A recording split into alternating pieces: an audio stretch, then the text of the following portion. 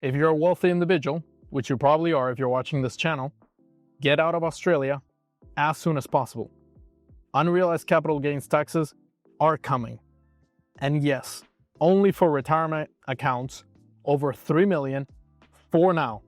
3 million Australian dollars for now. But this is the start. This is how every single new tax, new wealth grab, new wealth restriction starts. They say, we're going to start a capital gains tax, but only for those individuals that are multi-millionaires. Only the retirement accounts that you are forced to contribute into.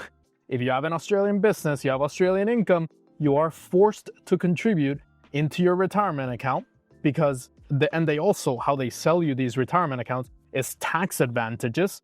So ironically, you get tax advantages by contributing to these retirement accounts, and now you get taxed for having money in your retirement account. That is the playbook for stealing your wealth. That is what Western countries do. Can't blame the government if they're literally telling you what they do, and you can see the playbook step by step. And you can't also say that you weren't warned a couple years from now when all your unrealized capital gains are taxed. Because yes, it starts at 3 million, and also it is not indexed to inflation. So now the percentage of people that are going to qualify are low, but over time, inflation is high all over the world. It's going to be more and more people. Maybe they increase the percentage. Maybe they say actually 3 million was too much. Every multimillionaire. So if you have 2 million, that makes you a multimillionaire. Now you need to pay taxes. So from 3 million, it could go down to 2 million. And from those people that are paying 3 million, obviously they have other unrealized capital gains. They have other investments that they don't want to sell yet. And the next logical step is unrealized capital gains taxes on your retirement account, unrealized capital gains taxes on all your accounts, on all your crypto, on your property, on your stocks, on basically everything. They want to get billions from wealthy people. This is the Western tax playbook. This is what the United States does. This is what Spain does. This is what the UK does. They find a way to squeeze as much money as they can from wealthy people. It starts off this way, just like the income tax started in the United States. A lot of people are saying, oh, Trump is going to get rid of capital gains taxes. Trump is going to get rid of crypto taxes. That's not going to happen. These countries are in debt. These countries want to grab more and more wealth from you as possible. So obviously it's going to start with retirement accounts only for the ultra wealthy. And that is how it starts. It started the precedent for an unrealized capital gains tax. And it's starting this year. And it's going to continue towards more assets, towards lower amounts.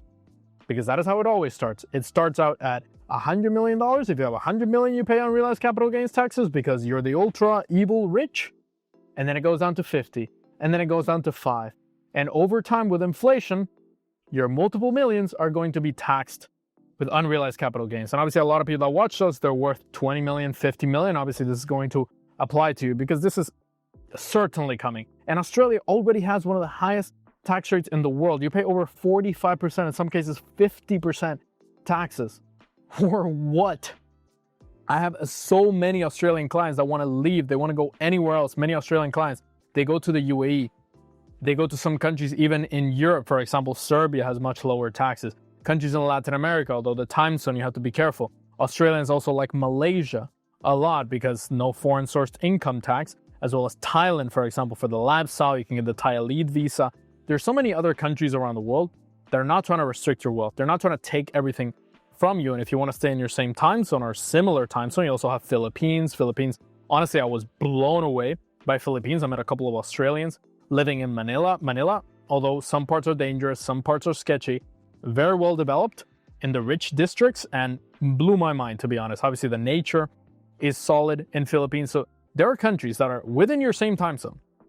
In Southeast Asia, obviously Singapore needs no introduction. You can go to Singapore. You can open a company in Singapore as well. It could potentially have tax benefits, and you could potentially even pay 0% gains tax or basically corporate tax on your Singaporean company if you structure it properly. If you don't have money coming into Singapore and you're also a tax resident of a zero tax or a low tax country, you could potentially pay very little tax on your Singaporean company, and using different structures around the world where you can protect your assets. And this isn't about evading taxes. This isn't about avoiding tax. Some people say, oh, just pay the tax and shut up.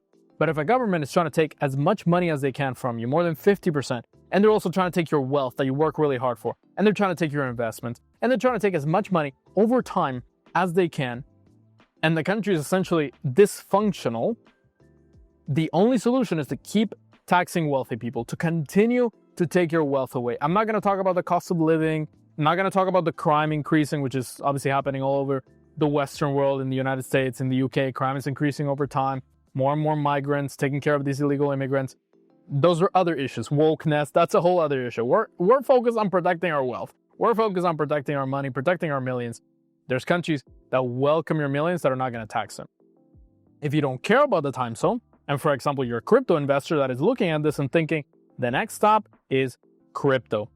You could get a Portuguese golden visa. You could get citizenship by descent. For example, Irish citizenship. There's a lot of Australians with Irish ancestry, and you can get an Irish passport in less than a year. If you have some Irish ancestry, you can get some Polish. There's a lot of Poles in Australia. I personally know people that are second generation Polish that were born in Australia, but they're Polish. They can get a Polish passport. They can move to Portugal. They can even move to Poland to pay less taxes. They can move anywhere in the European Union. They can take advantage of some lump sum tax. In the European Union, there's so many other options. If you want, you can get another citizenship by investment in the Caribbean. And although you don't necessarily need another citizenship as an Australian yet, because they're taxing your unrealized capital gains, they're taxing your retirement income. The next step is to tax you on citizenship. To be honest, this is the next country that is going to roll out a citizenship-based taxation, just like the United States. They have the power to do it. They have the money to do it. There's many Australians living abroad. Why don't they just start doing it? So getting a second citizenship to protect yourself is the smartest move if you're a wealthy person, if you're a wealthy Australian citizen. And obviously there's countries like Panama, for example, no foreign source income tax. El Salvador, they welcome your wealth. Countries all over the Caribbean, they welcome your wealth, they welcome your money. They're not going to tax it. They're not coming up with these crazy strategies. Instead of fixing the actual problems of the country, they make these fake solutions, take money from the evil rich. Nobody is going to protest it because most people are poor. Most people are burdened by taxes and they think the rich should pay more.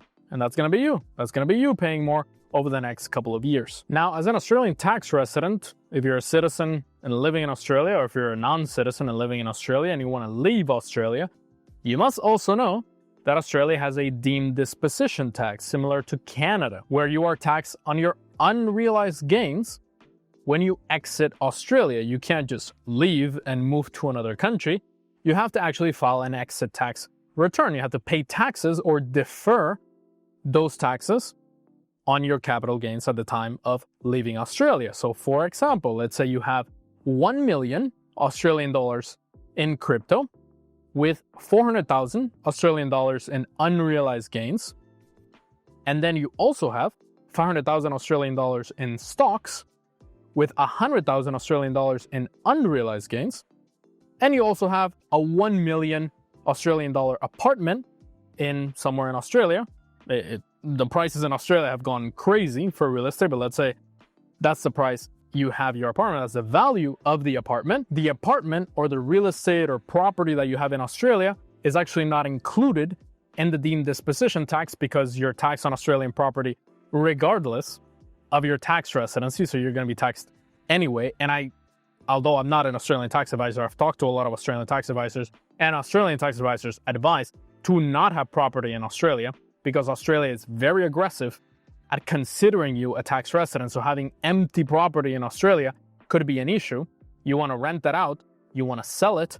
You want to have as little ties as possible to Australia, spend as little time as possible in Australia once you leave, once you become tax non-resident, because they can always nail you in the future.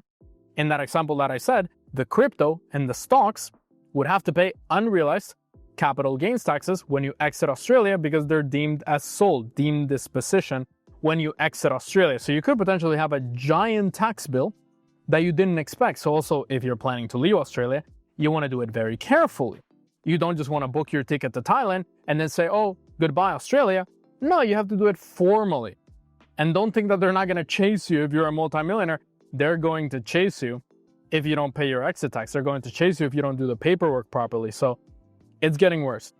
Unrealized capital gains taxes are going to get worse, not just retirement accounts. you have to do an exit tax, and exit taxes are probably going to go up or get stricter, or they're going to chase you even more. Australia is heading in the direction of taxing its citizens, of seizing your wealth, of bothering rich people as much as possible, while rich people get less and less over time. That's why I think that if you're an Australian tax resident, you should get out of Australia as soon as possible, because there's so many better options around the world. If you want to see some of those options, you can check out this video right here on how a billionaire client of mine created his perfect portfolio all over the world. $1 billion in assets. He divided it all over the world, escaped his tyrannical government, created his amazing free life abroad. Check out the video right here.